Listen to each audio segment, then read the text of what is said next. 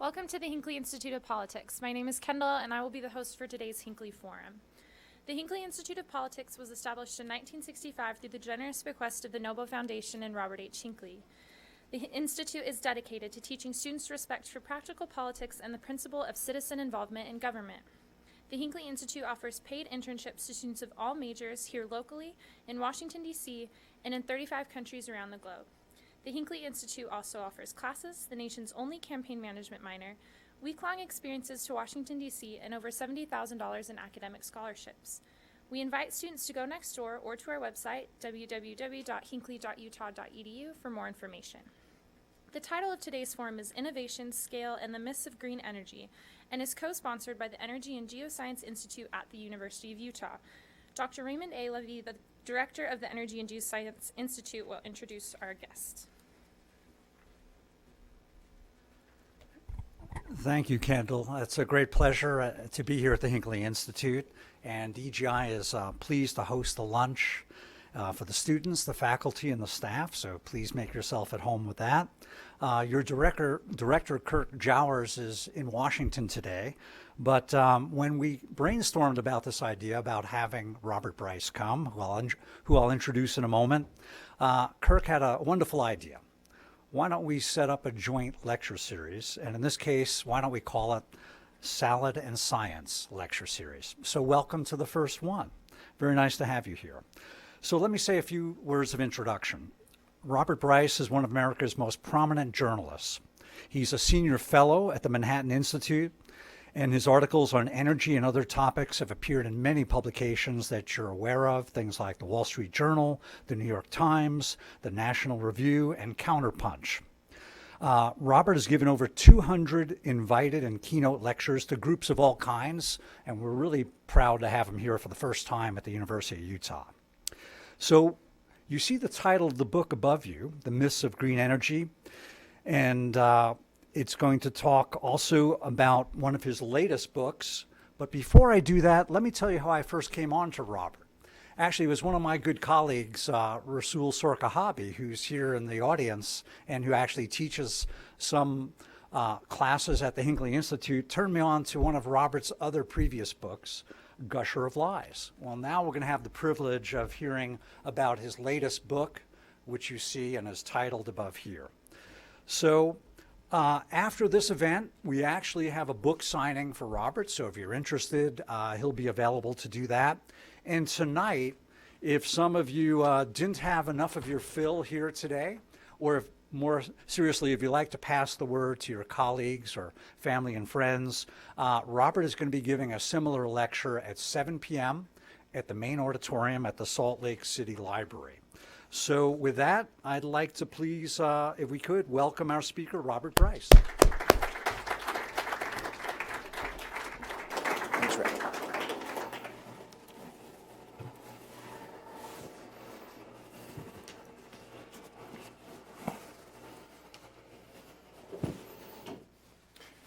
Good afternoon.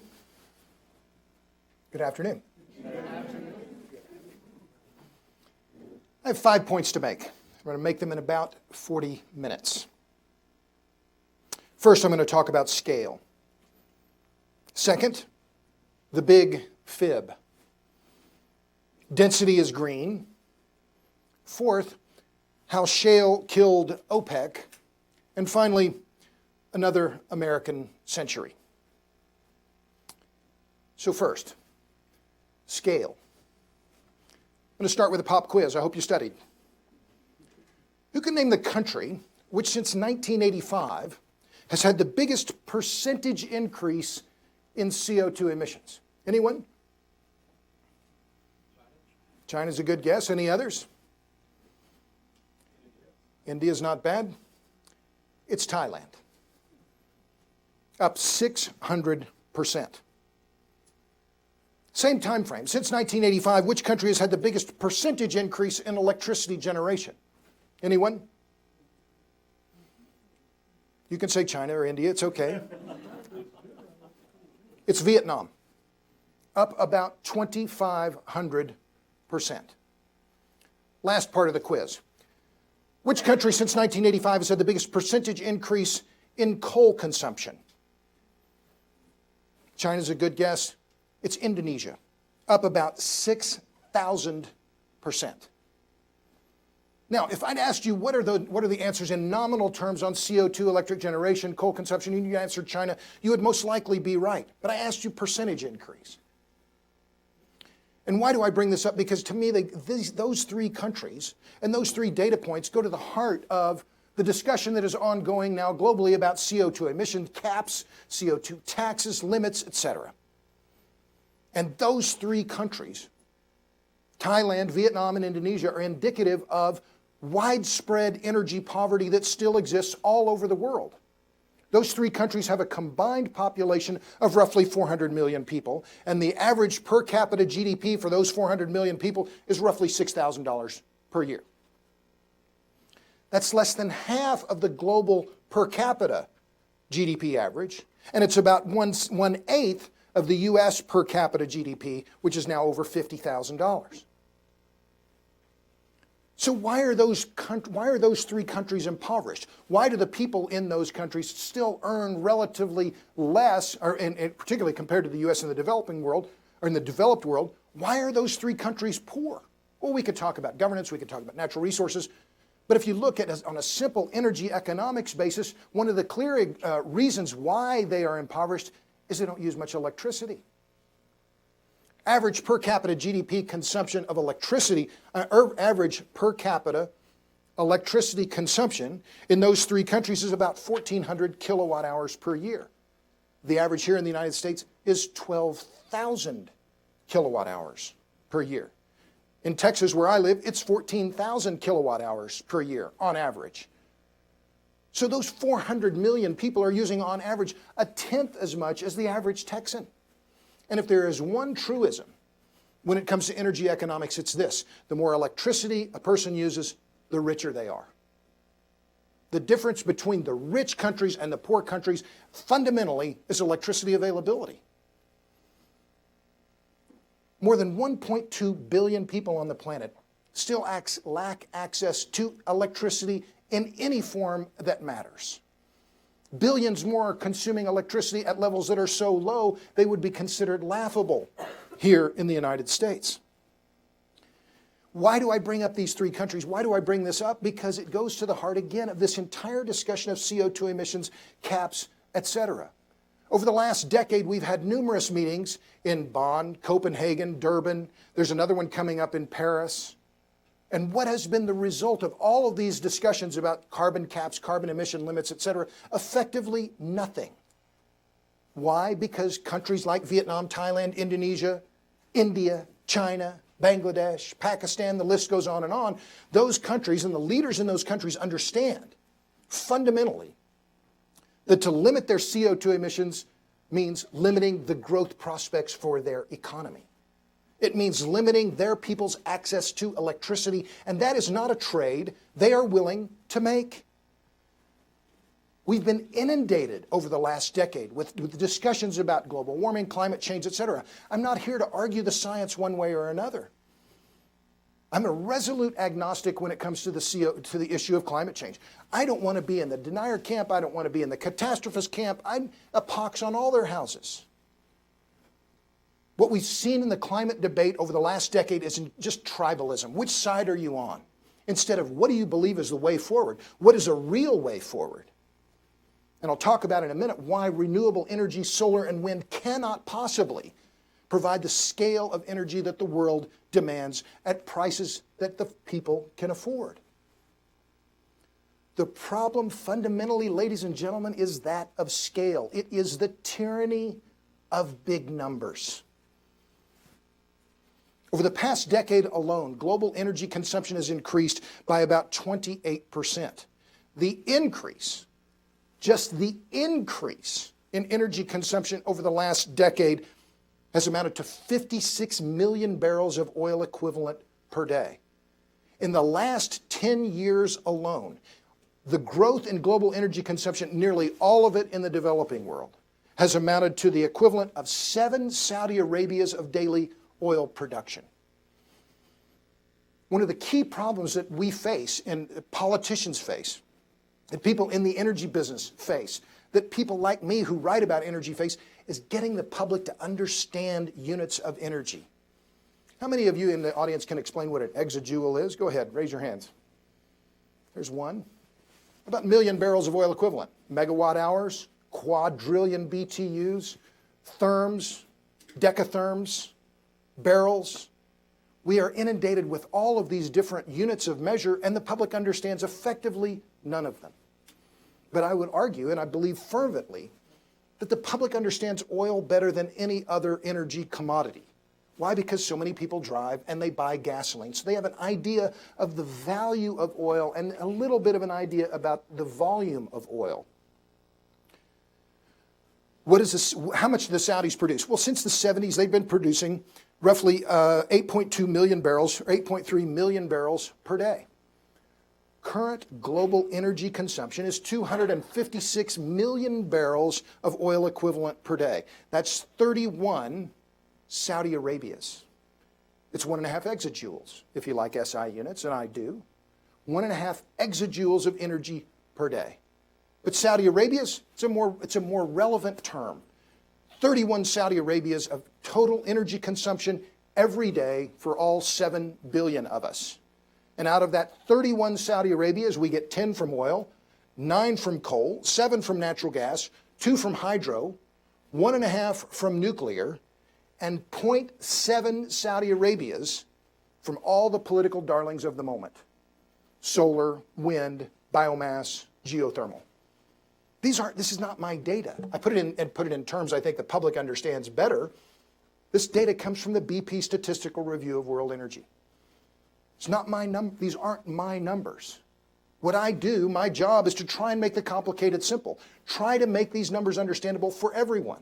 Try to make it understandable for my mother, my dear mother, 90 years old. She's not an expert, but I need her to understand it the first time. 31 Saudi Arabia's. And of those, we get 26, roughly, from coal, oil, and natural gas. So we can have this discussion, we can have this argument, we can have this tribalism about which side you're on, and about climate change and all these other issues around that. But the fundamental question is, if you believe CO2 is bad, if you believe fossil fuels are bad, tell me slowly, because I'm from Oklahoma, where will we find 26 Saudi Arabia equivalents of daily energy consumption that we'll be able to find that is going to be carbon free? From where will it come? How will we scale it? At what price will it be? Particularly for people in the impoverished world, in Bangladesh, in Pakistan, in places where they are now building coal-fired power plants. How will we get them to move to carbon-free energy at a price they can afford in any kind of a time frame that matters? That's the challenge. And yet we're inundated with this idea, oh, the world can just move to renewables if only we had the political will.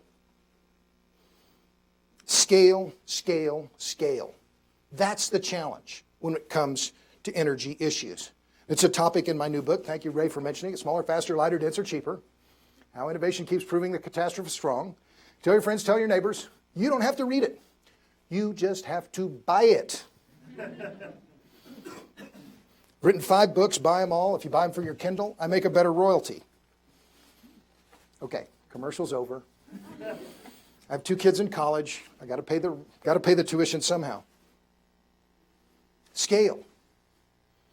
Scale, scale, scale. As I mentioned, CO2 has been the issue. Climate change has been the issue of the last decade, and yet what has happened? Global CO2 emissions increased by 29%. Roughly the same percentage increase that we've seen in energy consumption. Why? Because of countries like China, like India, and of course Vietnam, Thailand, and Indonesia. CO2 emissions are in the Middle East up 58% in the last decade, in Asia up 74%, in Africa up 30%, in Europe down about 4%, and here in the United States, unexpectedly, and it's a fact you won't hear from the Sierra Club, Greenpeace, Natural Resources Defense Council, etc.,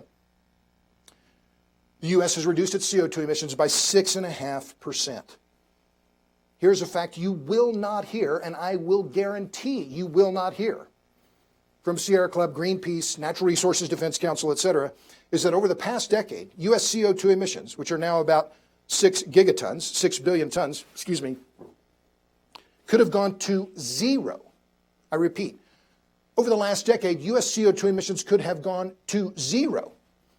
And yet global CO2 emissions still would have increased by about 7% or about 1.9 gigatons. This is the fact. This is BP statistical review data. It's not my data. Facts are facts. The numbers are the numbers. Here's another fact. Germany is repeatedly held up as an example for the U.S. to copy. The Germans have instituted what's called the Energiewende. They've spent over $100 billion subsidizing renewable energy in their country over the last decade or so. And yet, over the last decade, since 2003 roughly, the U.S. has cut its emissions by over 400 million tons. Germany's reductions about 67 million tons.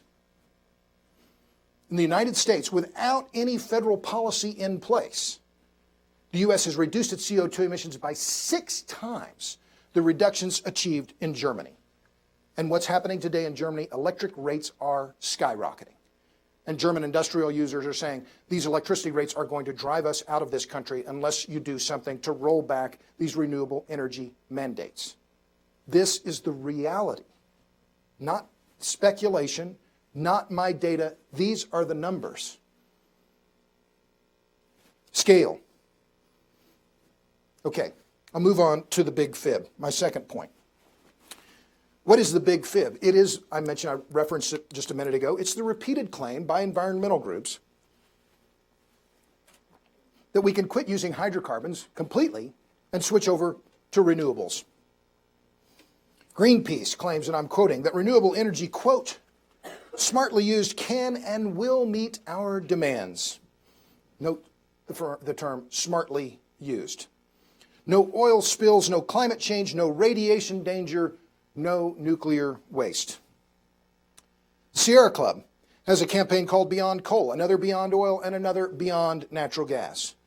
Bill McKibben, the leader of a group called 350.org. He's been arrested a couple of times at the White House. He's leading a campaign at Harvard to force the Harvard endowment to divest all of their holdings in hydrocarbon companies. He has claimed that if humans want to, in his words, stabilize the planet and reduce the atmospheric concentration of carbon dioxide to 350 parts per million, his group is called 350.org, then, I'm quoting, we need to cut our fossil fuel use by a factor of 20 over the next few decades. Okay, well, let's consider what this would mean. A 20-fold reduction in hydrocarbon use. So I gave you the big number, 256 million barrels of oil equivalent per day as our total energy use. Of that, we get roughly 215 million barrels of oil equivalent per day from oil, coal, and natural gas. Simple division, 20-fold reduction, takes us down to roughly 11 million barrels of oil equivalent per day. That's roughly equal to the energy consumption today of India, a country in which more than 300 million people still lack access to electricity. If we take McKibben at his word for this 20-fold reduction, and we were allowed then to redistribute this 11 million barrels of oil equivalent per day in hydrocarbons evenly. Now, not an easy task, but let's just stay with me here for a minute. We have 11 million barrels of oil equivalent that we can distribute to all the people on the planet. What would that mean? It would mean that roughly on a daily basis, we would all be allowed about 8 fluid ounces of gasoline. Current consumption of hydrocarbons in the U.S. is over 5 gallons. And we would be restricted to a diet of hydrocarbons that would only fill half of this bottle. You talk about a radical agenda. That is a radical agenda. McKibben likes to use this phrase, do the math. And I wrote about this last year in the Wall Street Journal. Okay, let's do the math. I did the math on his 20-fold reduction. But let's just think about renewables and scale and put them in some kind of context that then we can look at and say, okay, is this really achievable to move the world over solely to renewables? Let's look only at electricity. Forget oil just for a moment. Oil's irreplaceable, by the way. Imagine I flew here in an airplane. It didn't run on batteries. Didn't run on ethanol. Didn't run on wind power, it ran on oil. 95% of the automobiles on the planet, roughly 1 billion of the automobiles, motorcycles, etc., run on oil. If oil didn't exist, we would have to invent it. It is a miracle substance. Forget oil for a moment. Let's look solely at electricity and examine this idea that we can run the world on renewables. And further, let's just look at electricity demand growth. Narrow it even further. Since 1985, global electricity demand has been increasing by roughly 450 terawatt hours per year. What's a terawatt hour? It's 1 trillion watt hours. The increase in electricity use is 450 terawatt hours per year over the last 3 decades. And when you look at the projections from the International Energy Agency, ExxonMobil, BP, Energy Information Administration, they're pretty uniform in their projections that growth of 450 terawatt hours per year will continue for the next 20 to 30 years. So to put this in country terms, we're adding roughly 1 Brazil of new electricity demand every year, 450 terawatt hours. Okay, fine. So now you've got the metric. That's the increment that we need to achieve just to satisfy demand growth. What would it take to meet that demand growth with wind energy? The power density of wind energy is 1 watt per square meter. I'll come back to power density in a minute. What would we require in wind turbines just to meet that incremental demand growth of 450 terawatt hours per year? We would have to install roughly 250 gigawatts, 250,000 megawatts of wind energy every year. How much land would that require? Roughly 1 Michigan per year. Roughly 1 United Kingdom's worth of territory every year paved with nothing but wind turbines just to meet incremental demand growth. These are the facts, ladies and gentlemen. This is not something that I've invented. In my book, Smaller, Faster, I document the power density of wind energy is 1 watt per square meter, period, end of story. Elvis has left the building. The land use requirements on wind are its Achilles heel. The wind energy business doesn't want to talk about this. Oh, of course, this is lean, green, et cetera. But here's the kicker with wind energy. Because the turbines make so much noise, you can't have people live near them. So we'd have to set aside a Michigan's worth of land area every year where you can't have any people living on it, just to meet the incremental demand growth just in the electricity market. Okay, what about solar? I'm bullish on solar. I live in Austin, Texas. I have 3,200 watts of solar panels on the roof of my house. For the record, I'm opposed to energy subsidies unless I'm getting them. I put 3,200 watts of solar panels on the roof of my house because the city of Austin paid 2/3 of the cost. What, am I stupid? Sure, I'll take the money. So a decade ago, I had the solar panels installed. My neighbors come by, say, I love your solar panels. I say, thank you. You paid for them. So I got a big subsidy to put solar panels on the roof of my house, but I'm bullish on solar because the costs are coming down. But let's go back to this new incremental demand growth. Remember, 450 terawatt hours, 1 new Brazil per year of demand growth. What would it take if we were to meet that just with solar? Well, again, the data is easily available from the BP Statistical Review. Germany has installed more solar PV than any other country. They have about 36,000 megawatts, 36 gigawatts of installed photovoltaic capacity. And in 2013, all of that solar capacity produced 30 terawatt hours. Math is so simple, even I can do it. Just to keep pace with growth in electricity demand globally with solar would require us to install 15 times as much solar capacity as now exists in Germany, and we'd have to do it every year just to meet incremental demand growth. This is the story. This is the essence of the big fib. We can't get there from here. The idea that we're somehow going to transition away from hydrocarbons and do so rapidly and go solely to renewables is the big fib. I'm adamantly pro-nuclear. We can discuss that later if you like. But if we're serious about low carbon energy, if we're serious about small footprints and about density, which I'll talk about in just a moment, we have to get serious about nuclear. But instead, we're faced with this onslaught, with this deluge of claims from the green left saying, oh no, solar and wind are the only answer. It's not true. It is simply not true. It is the big fib. And the reason that our politicians, so many of them, are willing to accept this is that they're scientifically illiterate and innumerate. They don't understand basic physics, and they don't understand the math. Our politicians are overwhelmingly lawyers. Why are they lawyers? Because they couldn't do the math to get into engineering school. It's a simple fact. Okay, moving on. Density is green. Apologies to any lawyers in the audience. Any lawyers here? Okay, good. Any engineering students here? Now I'm playing to the crowd. Okay, moving on. Density is green. Density is green. I don't care if you're talking about population density in urban environments like Salt Lake City, food production, or the power density of a stripper well or a Caterpillar generation unit. High density of nearly any type is positive for the environment because it means more productive use of land and resources. As my friend Jesse Ausubel puts it, he's the director of the Program for the Human Environment at Rockefeller University. He says, high yields are the best friend of nature. All this was put into perspective in the 1970s in a famous book called Small is Beautiful by the British writer E.F. Schumacher. Now, I mentioned power density earlier. Let me explain it. I know we have engineering students here. Power density is a measure of energy flow. It can be harnessed in a given area, volume, or mass. So you have areal power density, measured in watts per square meter. I've given you one of those numbers already. Volumetric power density, watts per liter of displacement. Or gravimetric power density, watts per kilogram. Well, let's just look at areal power density first. And I mentioned wind energy's power density of 1 watt per square meter.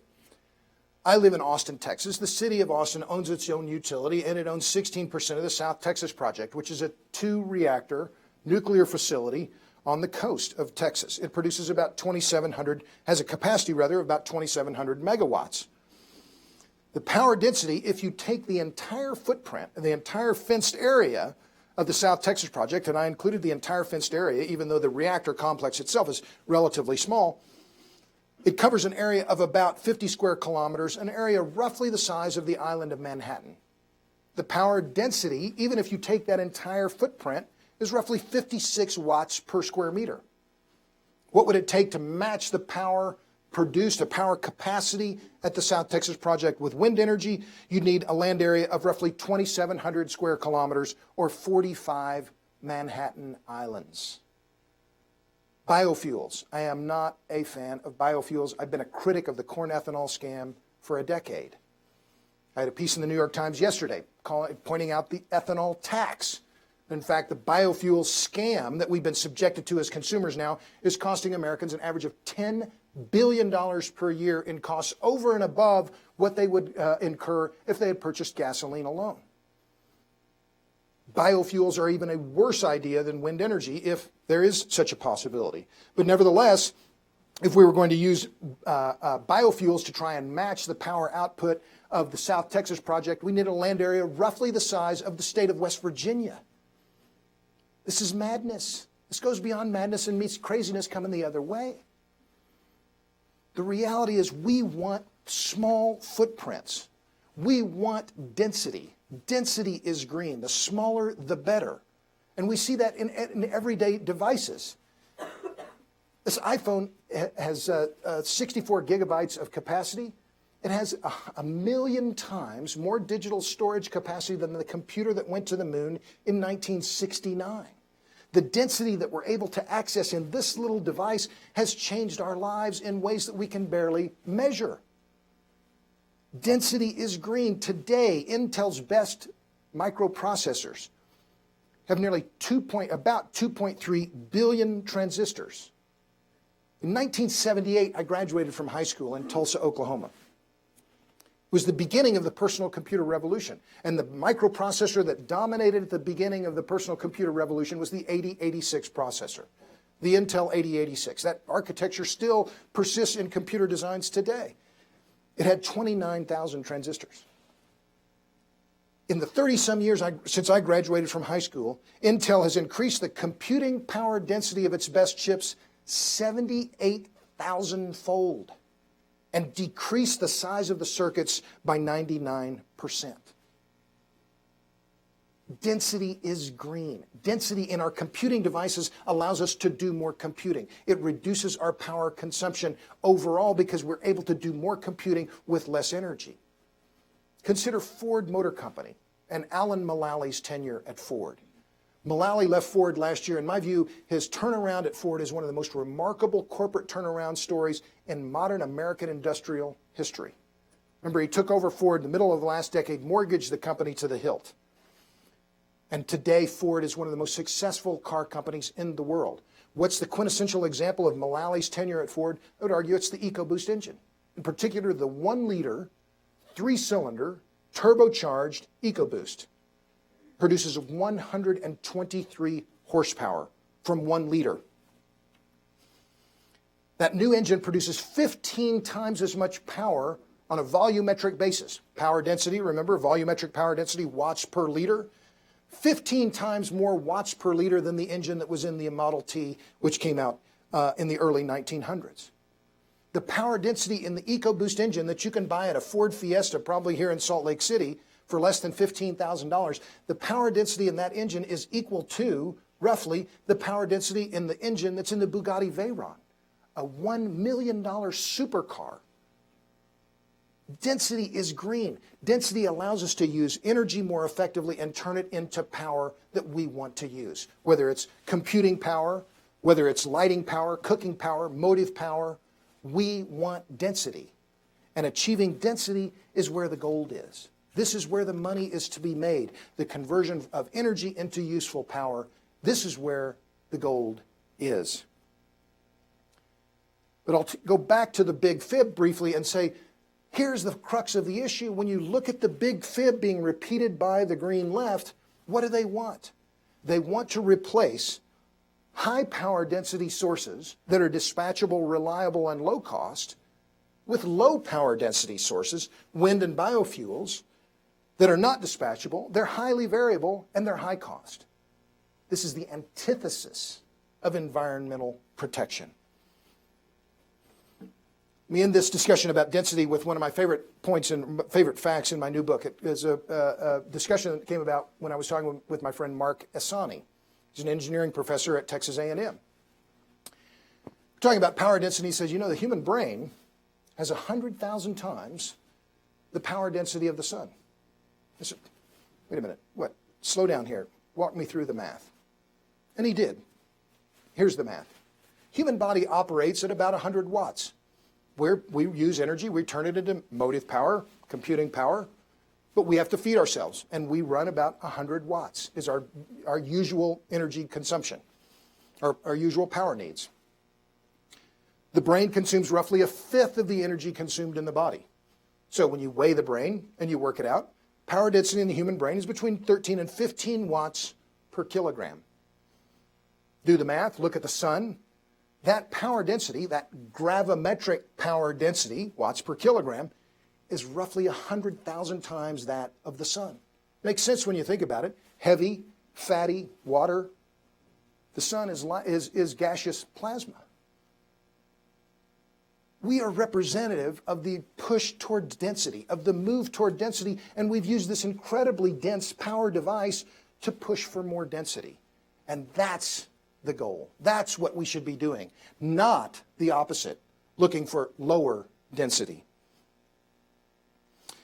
Okay, let me move on to my fourth point, how shale killed OPEC, because this is in the news. And I'll make this this section brief because I'm running out of time.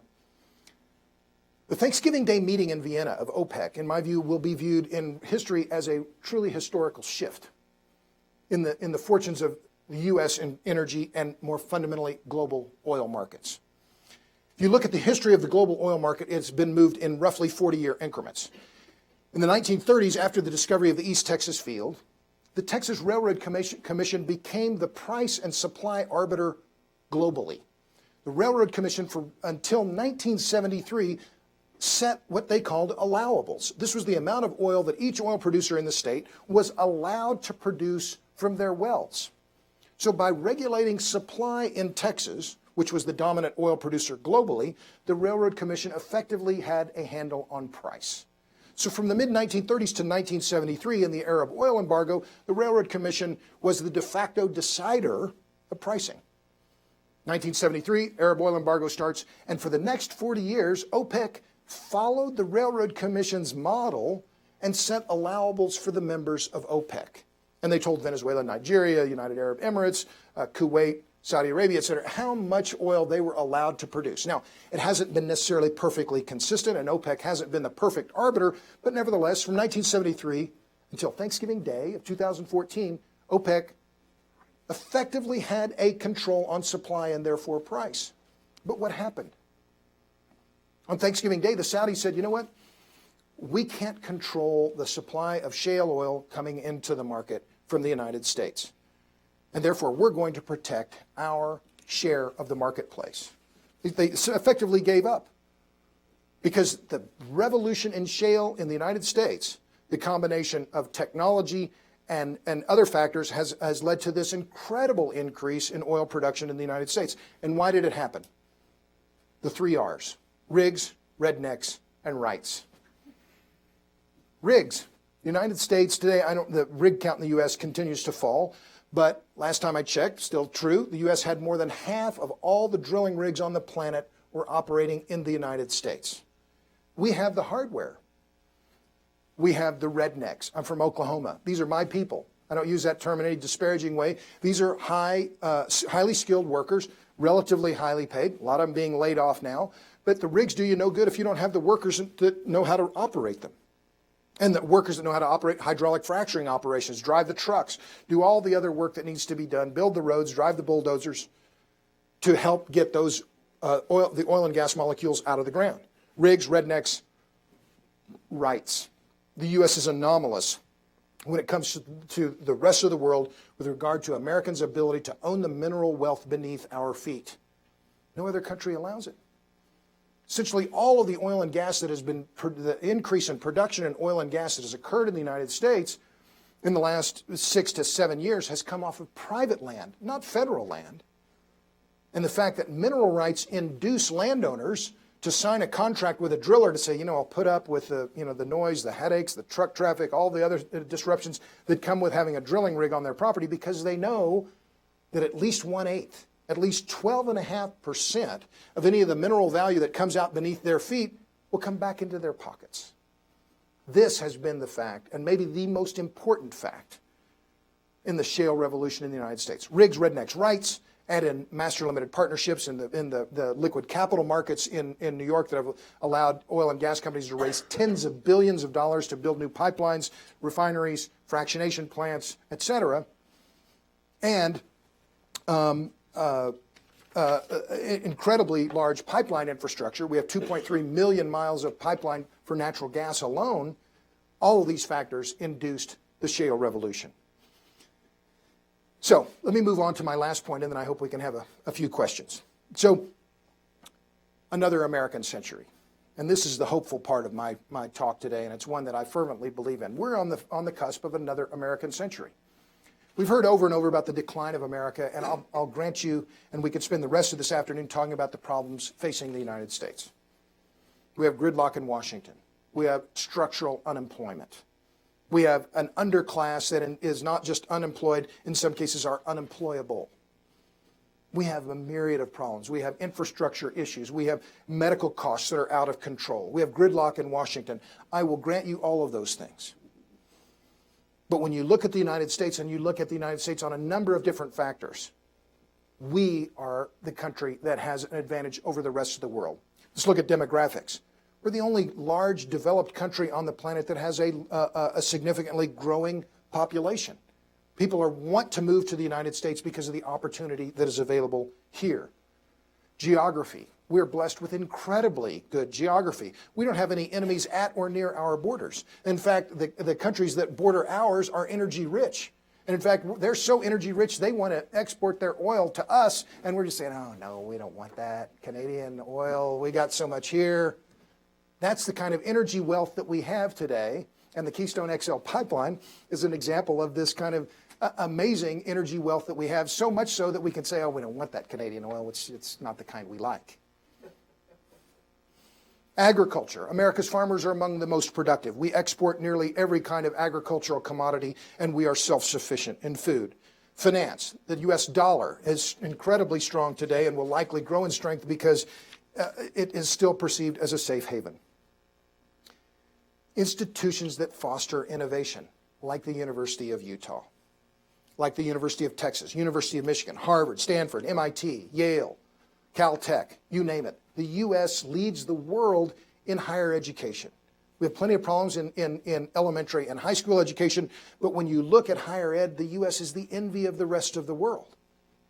Last year, the UK's Times Higher Education, a British publication, looked at the top 100 universities in the world. 7 of the top 10 are in the United States. 17 of the top 25 are in the United States. 45 of the top 100 are in the United States. You take all of those factors together and the U.S. has incredible opportunities ahead. But add in the final part of it, cheap, abundant, reliable energy, and it becomes clear that the U.S. is now in a blessed and an enviable position with regard to the rest of the world. I didn't check the price of natural gas today. I know it's under $3 per million BTU. In Australia, it's 2 to 3 times that much money. In the EU, roughly 3 times as much. In Japan, roughly 4 times as much. Investors from all over the world are coming to the United States to take advantage of low-cost energy. In Youngstown, Ohio, Vallourec, a French company, recently completed a $1.1 billion steel plant. An Egyptian company, Orascom, is building a new $1.4 billion fertilizer plant in Iowa. Fatima Group, a Pakistani company, is building a $1.4 billion fertilizer plant in Indiana. I could go on. The Chinese, the South Africans, companies from all over the world are coming to the United States because of the opportunity that we provide them with regard to low-cost energy. You add in all of these other factors, demographics, agriculture, and innovation. I'm going to be in Austin I'm going back tomorrow. On Friday, South by Southwest Interactive starts. You might as well come. Everybody else in the world comes to Interactive. 30,000 people come to Austin every year for the interactive part of South by Southwest. And in my book, I write about a company called Boosted Boards. I met this guy named Matt Tran at South by Southwest 2 years ago. And he was dressed in a hoodie and jeans and Vans, and he's carrying a skateboard in the Austin Convention Center. There's some people standing around him. So I went over and talked to him. I said, "What's up?" Well, he had a little digital controller in his hand, and he held up his skateboard. It was an electric skateboard. Had regenerative braking, lithium-ion batteries, a handheld digital controller, and he printed a lot of the parts on a 3D printer. And he and three of his friends, all of them Stanford graduates, started this company, Boosted Boards. They raised $400,000 on Kickstarter from people they don't even know. And they just announced they're now bringing their Boosted Board to market. Now, I'm not going to buy an electric skateboard. It's not something that I'm in the market for. I don't have an extra $2,000 to invest in an electric skateboard. But these guys came to market. They're innovators. They're entrepreneurs. And that's the last part of this. You add all these other factors together, demographics, geography, institutions that foster innovation, and this hunger, this innate entrepreneurship in the United States, and it's clear. We are on the verge of another American century. And it's one that, as students, whether you're faculty, it's one that I think is just an incredible opportunity for the United States, and one that I hope and I believe fervently that we will see continue to play out over the next coming decades, and it's an opportunity that is clearly one that is great for U.S. students, and I think for the United States as a whole. So I'll stop there. I appreciate, Ray, the invitation to come talk today, and if you have any questions, comments, disagreements, I'm happy to hear them. Thank you. All right, thank you. We will do some questions now. So raise your hand if you have a question. Please speak clearly into the microphone, and we'll get started.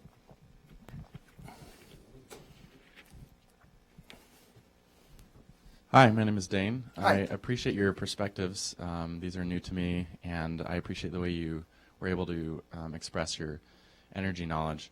My question is, on the environmental side, understanding that renewable energies as we know them today aren't able to meet the demands that the world has, how can we institute, along with promoting growth, some sort of protection so that the detriments of this consumption of maybe environmentally unfriendly energy doesn't end up harming our growth in the future?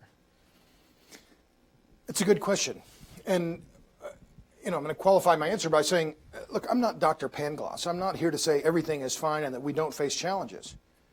The world's fastest growing form of energy is coal, by far.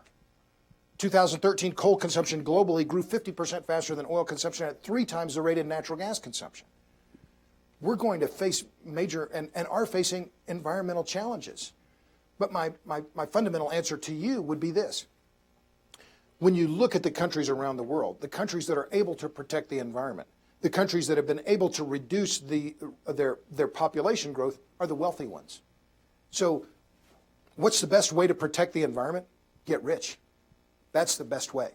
Look at the countries in the world that have the biggest environmental problems. They're the ones that either the government is in complete control and they don't care about the environment, former Soviet Union, China, etc., or the impoverished countries, Haiti. These are the countries where the environment has been hurt the worst. In the wealthy countries, Western Europe, the United States, we're able to protect the environment. So environmental protection and wealth go hand in hand. So that's my argument. Let's get richer, and as we get richer, we'll protect the environment as we go, because we can afford to. Yes, sir. Hi, I'm Khalid from Bangladesh. Hi. So what you're saying is like, what I understand is like the density, the focus should be on density, right? So the density keeps increasing, what I understand from the technological advances. And so according to what you're saying is that means the CO2 emission must be decreasing as we go further or more years come by. So that's what kind of we can conclude, right? So another thing I want to point out is like you compare like Germany with USA, but we need to take into account, I think, the size also, because Germany is much smaller in size compared to USA. So Fair enough. the emission they will do is less. Yeah. So so do you want to say like our emissions are going to get down like with this technological advances? Okay. So your point on Germany, I take your point. Germany's population, I think, is 80 to 90 million. I think even if you calculate in the population difference, I think the U.S. is still either on par or exceeding Germany's reductions in CO2 emissions. Also point out that Germany is now building coal-fired power plants. There are no coal-fired power plants being built in the United States. Now, some of that is due to low-cost natural gas, and some of that is due to make no mistake, the war on coal that is being waged by the Obama administration. So I take your point. As far as power density and CO2 emissions, I would argue, yes, as you increase power density, on a relative basis, you reduce CO2 emissions. We see that in the coal business where higher efficiency coal plants that are producing supercritical, ultra supercritical power plants are higher power density than subcritical plants. So on a relative basis, they're emitting less CO2 per kilogram of coal that's used, et cetera. But nuclear is the obvious example where you have incredibly high power densities inside the core of the reactor, measured in millions of watts per square meter, and it's CO2 free. But your first question, I'm sorry, was forgive me, remind me. So what I wanted to get is that as we go further, our technological advances will be better, right? So we'll get more density in energy. So which means we'll have a more reduction on CO2. Like you said that there is 6% decrease on the last decade of USA. So probably there will be like 10% on the next decade. Like, is that the case? I don't think that that's necessarily going to be a linear projection. What we're seeing now, and decarbonization is a trend globally, but when you look at China, their CO2 emissions are continuing to rise. And they're going to continue to rise until 2030 or so. The Obama administration made a big deal out of, we've had this great agreement with the Chinese. They're agreed to limit their CO2 emissions. If you look at the projections from the IEA and from the Chinese themselves, they were saying, no, we were going to peak in 2030 anyway.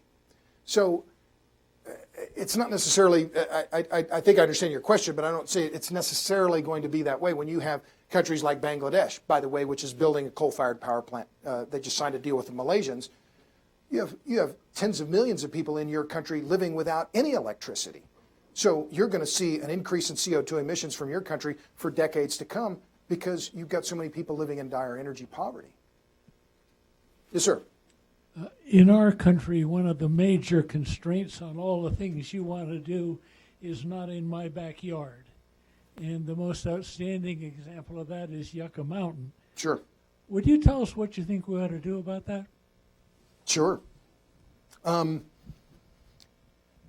of the key strategies, and it's been one that's very effective, frankly, when you look at what the record has been from the anti-nuclear left, the green left, and that includes Sierra Club, Greenpeace, etc., adamantly anti-nuclear. And one of the key parts of their platform has been their ability to squeeze the whole discussion by saying, well, there's no solution for the waste. And the waste lasts 10,000 years, and there's nowhere to put it. And Yucca Mountain has been one of the key focal points. And one of the key strangulation points has been, can be described in two words, Harry Reid. And as Senate Majority Leader, he effectively killed Yucca Mountain for the time being. Now, we have a Republican majority in the Senate and in the House. And what's happened, well, Yucca Mountain may come back. But what's happened because of Reid's, frankly, obstructionism, is that now the nuclear utilities and consumers are going to pay several times. So we paid to build Yucca Mountain. We're going to pay to close Yucca Mountain. The nuclear utilities have sued the Department of Energy under the Nuclear Waste Policy Act because the federal government agreed to take their waste and they've reneged on the deal. So then the government has had to pay the nuclear utilities cash settlements. Now we're paying again to find a new nuclear waste repository. So I think that's 4 times that we're paying to accomplish one task of nuclear waste storage. The problem is not a scientific problem. It is a political problem. France gets 80% of their electricity roughly from nuclear. They store all of their high-level waste in one location in La Hague in a building the size of a single soccer pitch. If France can do it, we can do it. But we don't have the political will to do it. And the Green left has seized on the waste issue as a choke point to say, oh, there's no solution, therefore we can't build nuclear power plants. So, again, we can solve the problem, but we don't have the political will to do so. And frankly, I voted for President Obama the first time. I didn't the second time. He made cheery noises about nuclear, and he's done effectively nothing since coming into office to truly promote nuclear. And my fundamental point on climate change, et cetera, if we're going to be serious about climate change, we've got to get serious about nuclear. We have to start right damn now. And instead, where are the new technologies going to be licensed in nuclear? It's going to be in China and maybe in Canada. There's a company called Terrestrial Energy that is trying now in Canada to license a molten salt reactor. And they purposely located in Canada because they see a faster pathway to licensing in Canada than in the United States. And I think that's craziness. We have all kinds of nuclear capability, nuclear engineering schools. We have venture capital that's now, TerraPower, Transatomic, a lot of other companies that are trying to get into the nuclear space, but they won't be licensed in the United States because the Nuclear Regulatory Commission is so cumbersome and so bogged down in bureaucracy. Gave you a long answer. I hope I answered some of the things you. Okay, yeah, maybe last question. So I'm from Japan. So yes, hi. Japan installed roughly 60 nuclear power plants, and then now Japan. Actually, 4 years ago we had a Fukushima disaster, 3/11. Then what advice would you give? So now Japan's becoming rich. Now we're facing a different issue, nuclear disaster thing. I know the best solutions in terms of your presentation, maybe nuclear power plant, that's the best solution. But Japan is facing the different issue. Sure. What advice would you give to Japan, and what direction should Japan go? Renewable or still continue using nuclear power plants? Thanks. I was in Tokyo in September and met with Ken Koyama at the Energy Institute in Tokyo. And Japan is in an incredibly difficult position now because the country leveraged itself onto nuclear. And now when you look at the restart potential for existing reactors in Japan, there are only a few, a small handful, that are not on the eastern-facing parts of their islands that wouldn't be at risk potentially of another tsunami. So what's happened meanwhile in Japan is electric rates have skyrocketed. And the government has effectively taken over Tokyo Electric. It's effectively subsidizing the major electric utilities because they don't want electric rates to go higher still. So what is Japan doing now? Looking at building coal-fired power plants. And they're importing huge amounts of fuel oil and LNG in order to provide more electricity that was going to come from nuclear.